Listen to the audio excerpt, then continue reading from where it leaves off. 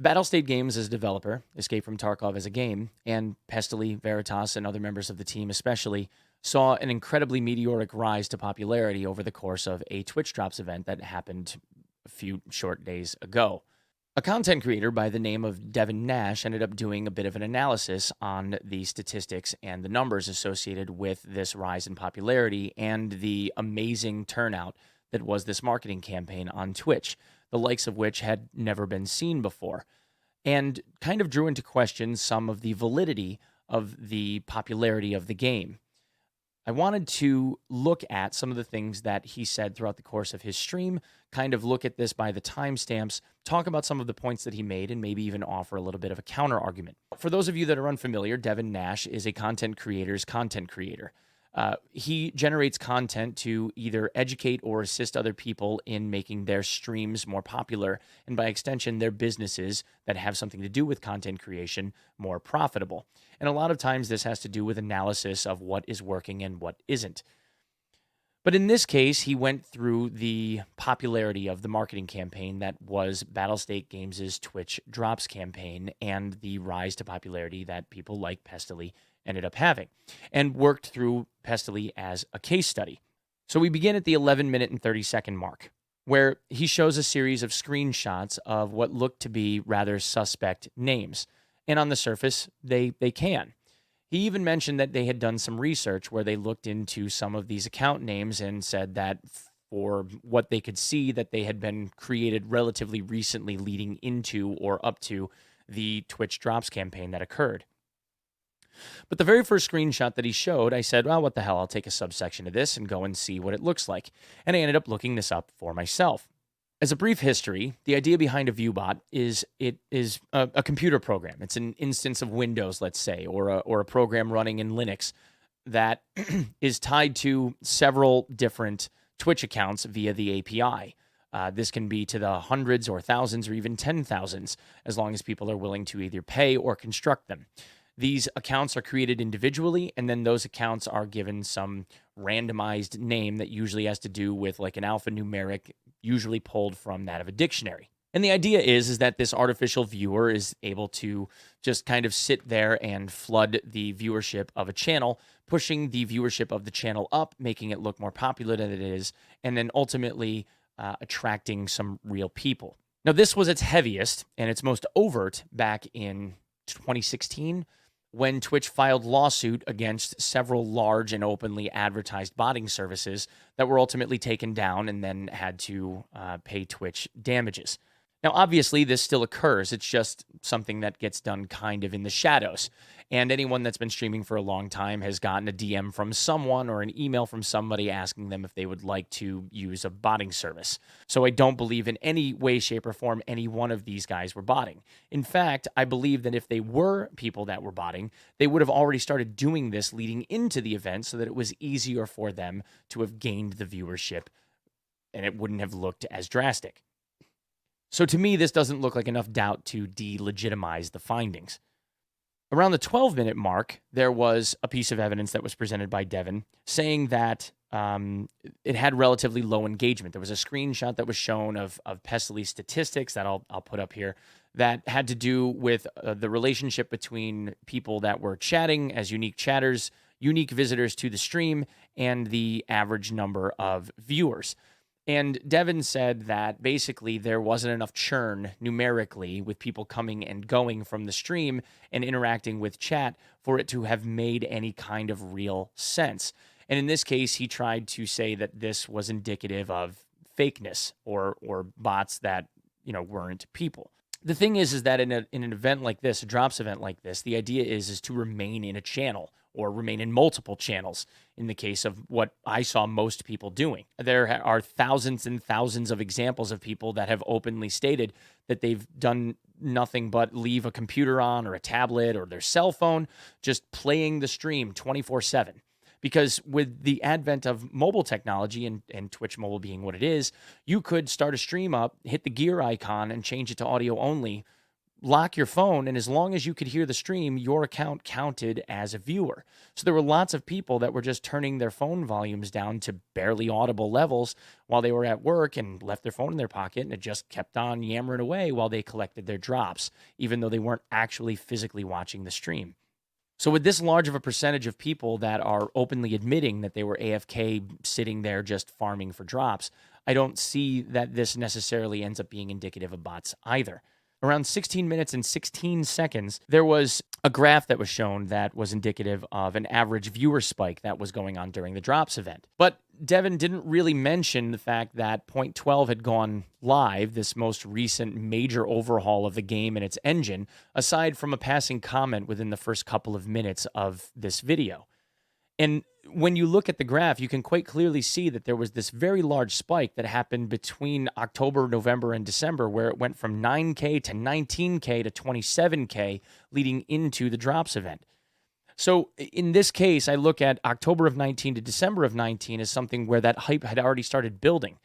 And the viewership doubling and then almost tripling from the release of Point 12 or the leading into the release of Point 12 and then through Point 12's release and onward was pretty considerable. Considering that the patch, when it went live that day, had over 100,000 different accounts trying to log in to play the game is pretty remarkable, if you ask me. Now, around 17 minutes, there was a comparison that was drawn to Fortnite and WoW Classic and their launch or black hole events, depending on which game we're talking about. Devin tried to make this comparison by saying that the WoW Classic hype event through Asmongold's stream, which he denoted as being completely legitimate in terms of its viewership and engagement numbers because of the amount of churn in the statistics, and that of the Fortnite black hole event were both completely dwarfed by the marketing event that was Tarkov's. But here's the thing with this, and this is the point that I want to try and reiterate throughout the course of my entire little chat with you guys here, is in the case of both WoW Classic and the black hole event, they were generated purely on hype. There was no skin in the game for the viewer. The viewer was never obligated to stick around, and in the case, or incentivized, I guess would be a better word. And in the case of this Tarkov event, people were incentivized to stay where they were. If Fortnite had done the black hole event and said, we're going to implement drops and you're going to get all this crazy epic stuff by just being here for this crazy marketing event, you would have seen viewership in the millions sticking around across all these different platforms, and you probably wouldn't have seen the trend statistics that you did. But there's one other factor here as well. Tarkov as a game has a major survival and loss aspect to it that people want this stuff for. Tarkov's item drops, at least half of them, were what would be considered very, very end game and very, very lucrative drops. It would take a brand new player weeks, if not months, to get a stash balance of over 1 million rubles, even now. You're talking hundreds of hours of gameplay just becoming accustomed to the mechanics, the maps themselves. The learning curve in this game is extremely, extremely steep. And when you have someone that is struggling, being told that there are drops occurring that are to the tune of 1 million plus rubles in value, that is substantial for someone, especially if they're on this hype train and they're starting to get in the game. At 18:30, Devin then talked about other games that had drops like Warframe, for instance, and Borderlands 3 that did not do as well. But I would argue that neither of those games, let's say in the case of Warframe or Borderlands, ended up doing it in the same way that BSG did, and they were not of the scale and scope that BSG had done it. None of those events that were listed were controlled as closely as they were by the dev team as what BSG had done. And Borderlands 3, in that case, was a switch that was turned on via the in-game UI, and all you had to do was have an account with the publisher's service or whatever, and you were able to turn that on for your viewership regardless of who you were. There was no exclusivity that was given in any sense to any streamer anywhere. Only in the case of certain ones were they given like golden key codes, but that really wasn't enough of a drawing factor. So again, I think that this comes down to value. In the case of something like Warframe, yeah, maybe you could get a frame, which would be cool, but you could never lose the frame. If somebody killed you, you just resurrected, right? You got another chance. if someone kills you in Tarkov and you got a loot drop of a Fort armor, which is, a 200,000 ruble piece of chest armor, arguably the best in the game in terms of protection, if you were to die and someone looted your body, you lose that forever. You have to get a new one. And that's not the case in a game like Warframe. In a game like Fortnite, that game is generated around everyone being on a level playing field no matter what, and it's supposed to be much more skill-based. Yes, you can find good weapons and armor and that stuff, but the items that have monetary value when it comes to the web store and that kind of stuff are all cosmetic. So aside from it just being something cool to have on your character for use later that, again, you could never lose, they aren't, in Tarkov's case, a cosmetic item or something that has relatively little to no value. In the case of something like Tarkov, they actually have some real good, tangible, really usable, highly sought after, highly desirable items. And that is a very, very big difference between what was being compared to Tarkov and what Tarkov actually is. Now, around 19 minutes and 15 seconds, he said that the gain in viewership looked very odd to him because he was comparing it to other AAA titles and said that this hadn't happened to any of them. I think there can be a little bit of a David and Goliath scenario here, where you have a very close-knit community of players, that is the Tarkov player base, trying to hype each other up and support each other in this endeavor to try and make the game more popular and having it pay off. But you know what else is really odd? That super huge streamers, instead of getting a check from AAA studios to play a game like Modern Warfare on the day of launch, were not paid a penny to play this game at any point throughout the last 4 years of time. In fact, someone like Lupo, who's been playing this game for like 3 years now, has been playing this to 20,000+ viewers on occasion, and now is finally happy that he can play this on a much more regular basis so he doesn't lose his viewer base because he loved the game that much. Shroud has been playing this game for 2 years plus. Sequisha, Grims, and Choco Taco were playing this game for years prior to any event like this ever having been marketable. In between those 5 names right there, you're talking 100,000+ concurrent viewers, damn near. I look at this like a game has drawn the attention of very, very, very good, high-end, very popular streamers, like the 5 that I just mentioned and guys like CoCarnage, who are not always known for playing shooters, but were interested in learning about Tarkov 2 months prior, when he was making tweets about what Tarkov was about and wanted to look up guides and wanted to know who had made newbie guides and could describe what the game was like while he was on flights between places. That speaks to the merit of the game as it's been developed. And I don't think you see people genuinely interested in something like this on a very regular basis. It's unique, which then ties into the uniquities of marketing campaigns like what BSG did. Around 24:30, then Devin talked about unique viewers versus accounts that got drops.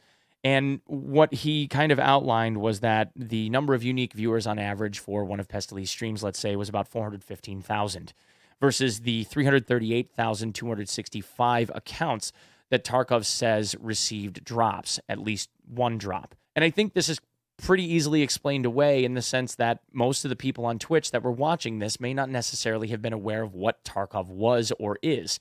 And there are people out there, a large number of them, that will watch streamers play games that they don't own. In my case, I have guys that are on 6 months plus worth of subscribe time, and I have a very, very small stream, comparatively speaking, that has people that still don't own the game, but they like watching the play, because they can see how intense it is, and they like watching it like a action movie, And there's something to be said about that. There's not necessarily a need to have this amazing correlation between the number of active accounts getting drops and the number of people that just wanted to see what was going on. So I think maybe it was just a hype check. You know what I mean? So we're kind of leading into the tail end of what Devin had to say. And around 24 minutes and 45 seconds, he compared Pestely's channel to the channel of Siler PK. Now, Siler PK is known mainly for FIFA.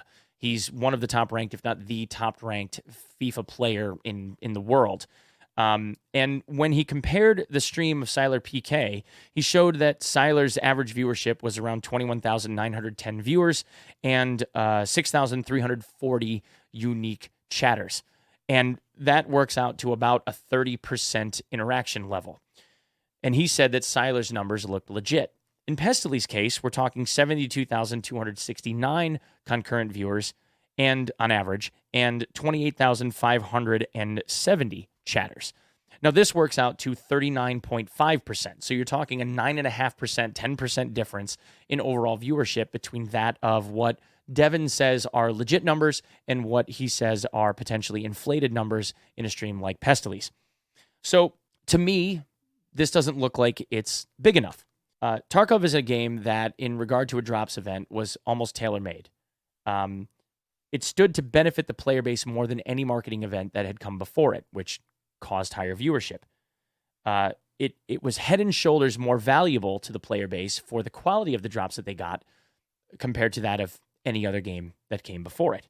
And that comes regardless of the level of loyalty of the fan base. This was simultaneously done during a holiday event that was offering the game at a discount of 25% off. And in addition to all of that, there was this drama bomb that went off as the result of Battlestate Games' Twitch account, their Twitch channel, being banned from Twitch for some unknown period of time due to a gentleman on a dev blog stream racking a toy pistol, putting it against his head and pulling the trigger and simulating suicide. And obviously, Twitch is something that frowns on that due to TOS reasons. So that created some weird hype in and of itself and drew attention to what Battlestate Games was even more. So I look at this as this creating like this ultimate perfect storm of hype surrounding this title, because it caused a lot of curiosity and it caused a lot of willingness to want to see what was going on. Another thought I had is that if we looked at the percentages of the difference between Pestily's stream and that of Siler PK, if we look at the difference between their two levels of engagement, that's somewhere around 7,000 to 10,000 average concurrent viewers that could be considered bots. So if we say that 10% of Pestily's stream was bots, and we were to spread that across the entirety of the Escape from Tarkov game as a category throughout all of Twitch, then that equates to somewhere between 20 and 27,000 accounts that were bots. If that's true, that still means that Tarkov through the month of January is averaging over 180,000 concurrent viewers and had a peak of somewhere around, 250,000. And if that is true, then in this case, that still makes Escape from Tarkov an astronomically higher, larger, bigger, faster success than any other marketing campaign that had come before it. And I don't think that 10, 15, 20,000, 25,000, whatever it is, Viewbots are going to be enough to prop up something like this and catalyze it into the stratosphere to the extent that it's never been seen before from a marketing standpoint. Couple all of this with the time of year that we're talking about surrounding that of the holidays, the new year, kids and young adults in college, high school, and parents all taking time off from either work or school and being on break from college, etc., ends up giving people a lot of available time to be able to check out stuff like this. So people that may not necessarily have had the ability to look at and watch streams like the ones that were going on found themselves able to just based on the time of year that we were in. And I think that also goes into play, and we could continue on with this list probably for another 5 or 6 items. At the end of all of this, I think that the final question, and the really big question here, is who stood to gain the most if this Viewbot thing is as prevalent as people would lead us to believe? And Pestily wouldn't be the guy to do it. He would have been botting himself prior to now, and I don't think at any level he's ever even considered it. I know Pestily. I've talked to Pestily on a lot of different occasions, and he's a straightforward dude. And I know that Devin doesn't think that Pestily would bot either. I don't think any of the other guys on the team did. Veritas is one of my closest friends. I know that he would never in his wildest dreams consider doing something like that, because the vast majority of people in our overwhelming community frown on this stuff like crazy. No one in the Tarkov community that is considered anywhere close to being a level of legitimate would ever want to do something like this. So who stands to gain? It's hard to believe that a Tarkov enthusiast or superfan or stan, if you will, would have done this and then kept up that charade as the viewership moved from streamer to hosted streamer to hosted streamer to hosted streamer to hosted streamer. So that leaves the developer, Battlestate Games. The whole point of a marketing campaign like this is because they want more game sales, but they were already getting them. They already had extremely huge streamers playing this game like maniacs. Shroud played Tarkov throughout the entire week on Mixer and was offering keys for the big boy copy of the game every single hour for the entire week that he was streaming it. The other thing is, I can't imagine that a developer like BSG would want to end up being synonymous with suspected botting, especially given their history of dramatic events that have happened in the past. And they wouldn't want to do this merely for monetary gain, if only then to be potentially synonymous with cheating the system. And I think the last thing that they would want to do is to be infamous for having been caught with their pants down botting, their own marketing event.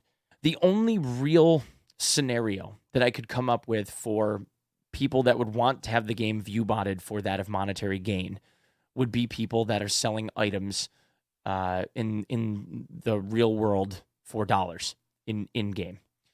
There obviously are secondary markets where people buy and sell and trade items like this for real money, which is against Battlestate Games' terms of service, but that wouldn't necessarily stop people from wanting to be incentivized on getting the hype train rolling.